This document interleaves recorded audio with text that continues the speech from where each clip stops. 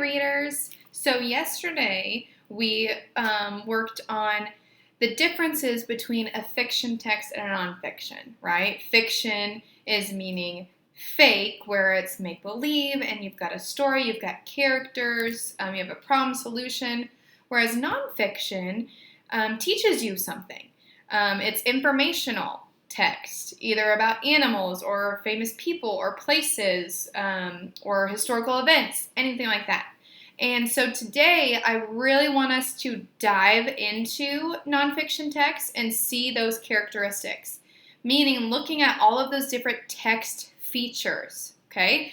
Why text features are so important is because it really gives us more of an understanding on what the author is trying to teach us. It's giving us lots of more facts, and it's easily that we can see it in the book, okay? So I've got several different nonfiction texts here that I want to take us through of all of the different text features. So text features are meaning like titles, headings, photographs, diagrams, timelines, maps, okay? So let's kind of compare the different nonfiction texts here. So this one is a National Geographic Kids Everything Dolphins. So right away, this front cover, I obviously know the author is trying to teach me everything about dolphins. We've got this big photograph of a dolphin, and our title says everything about dolphins, and then they even have like these little sub headings saying that what we can expect as readers to open up. Dolphin facts, photos, and funs that will make you flip, okay? So when I open up the page, I see this table of contents. And why this is so important, and a lot of nonfiction text has it, is it's almost like an organizational tool on where to find different information. So you can see how it says number one, number one says meet the dolphin. So that is like our first section, or like chapter almost, meet the dolphin. And then inside that, it's going to tell us everything. What is a dolphin? Family tree of a dolphin, where to find dolphins, and water wonders, meaning like their echolocation or adaptations in the water. That's all in the first section. Then the second section says life of a dolphin. So it's going to talk about like the babies and the adults, and fishing experts are going to tell their sides of the story. So this is very helpful at the beginning to know where to get information. Maybe I'm doing a research project just on baby dolphins. So I don't necessarily have to read the first chapter. I can jump here to page 22 to get my information. So that's why table of contents are so helpful to know where we can jump to the page. And then look right there, beautiful photograph in our caption, our pop-up box right here. So that is a couple text features. Let's see, I'm going to flip through some pages because there's just such a ton, and I love this one. This one is amazing to me because it's got a huge globe that you look. That's the first thing I saw is this huge globe, but then also they've got like these little pop-up photographs, and I know exactly where different types of dolphins live at. And I think it's so easy to see. And then also they've got little captions to talk about the different types in that area. Okay, we've got our heading up here, and we've got even some subheadings as well. But yeah, I think this is such a visually great technique that the author did, that we can jump right away and see all the different dolphins and where they live at. So nonfiction text has lots of maps, lots of graphs, diagrams. Look at this one. This one, I can tell right away. It's talking about echolocation. Even just the simple picture, the illustration, if I've got background knowledge, I can notice, okay, well, it's circles and it's kind of coming from its head. I think it's echolocation. And then, of course, they've got the pop-up boxes to tell me a little bit more. Okay, so you can see that also they've got some headings over here. And I want you to know the difference between illustrations and the photographs. Photographs are actual, real, like real life dolphins, whereas this is someone just drew it, right? Okay. Couple more things from this book before I move on.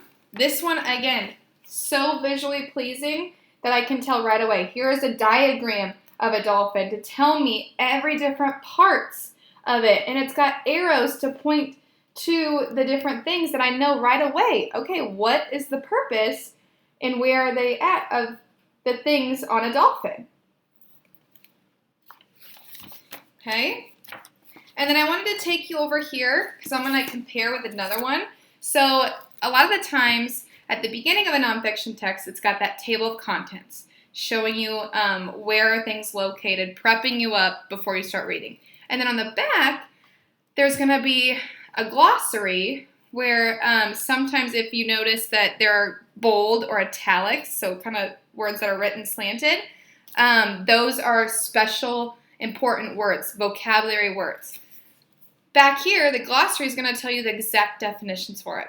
But this is kind of interesting, I noticed. It says it's an interactive glossary. And if you notice, it's almost like a little quiz. So it's engaging the readers even more, trying to use their knowledge to figure out what these vocabulary words mean. And then, of course, down here, it'll tell you the answers as well if you have trouble. So you're not completely, just guessing the definitions. They're just trying to engage you in thinking a little bit more and then still giving you those definitions to those good words. And then another thing along with the glossary is called the index. And the index, again, is another place where it just gives you the page numbers of exactly what you're trying to look for. So you can see for T, it's tail, and then even along with the tail, it's got different things. So a fluke or tail walking, used in swimming. So being very, very specific here, if I'm doing another research project or I want more information on a specific thing, I can look back here and go straight to that page. Okay? So keeping the glossary and the index in mind, I want to take you to this other one. This one is Festivals of the World, France. So it's not all about just France, it's about the festivals France has. And back here, I'm skipping.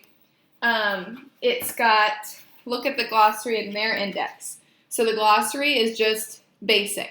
It's going to tell you the vocabulary, the bolded word, and right there's the definition. And same thing with the index. It tells you the exact pages where to go. But if you've noticed, it doesn't really give me even more specific. It just says carnival, and then those are the pages. Whereas the dolphin one, it had tail, and then little indents for the specific of the tail. So they're still having indexes, but of course the authors are different, and they kind of make it their own.